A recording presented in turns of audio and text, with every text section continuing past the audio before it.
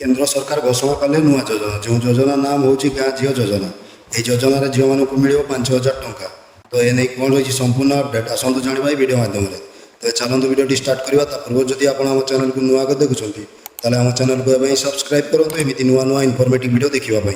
देशर युवती तथा महिला विकास क्षेत्र में बेस प्राधान्य देउछंती केंद्र सरकार। महिला विकास धारा को आगे सरकार एक नुआ योजना आणुछंती। यह योजना ग्रामांचल झील मैंने बेस लाभ पाइपर कारण नुआ योजना अधीन ग्रामांचल समस्त झील मानक 5,000 टंका लेखाएं जगाई देवाई व्यवस्था करा जायछि। केंद्र सरकार महिला मानक समाज में आर्थिक तथा अन्य क्षेत्र मजबूत करने विभिन्न योजना प्रणयन कर वर्तमान ग्रामांचल झील मानक एक नुआ योजना कार्यकारी कर सरकार गाँ झील योजना।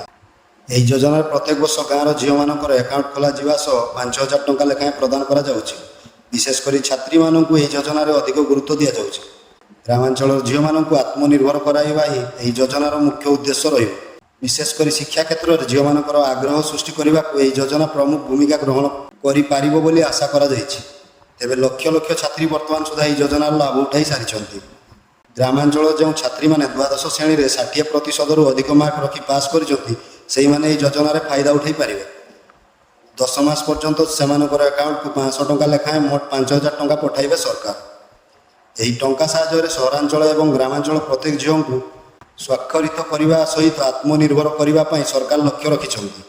द्वादश श्रेणी पर झील मैंने विशेषकर पाठर दूरे जाऊा लक्ष्य तेणु परिवर्तन करने योजना आरंभ होती। गाँ झील योजना लाभ पाइबा जड़े छात्री द्वादश श्रेणी में 60% मार्क रखि आवश्यक।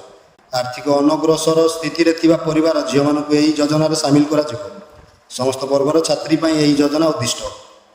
योजन सामिल होगा विभिन्न डॉक्यूमेंट आवश्यक होता है यथा छात्री आधार कार्ड, जातिगत प्रमाणपत्र, दशम सर्टिफिकेट, ठिकाना प्रमाणपत्र, कॉलेज आईडी, ईमेल इत्यादि सह मोबाइल नंबर आवश्यक रही। यह व्यतीत पान कार्ड और बैंक अकाउंट बाध्यतामूलक रही।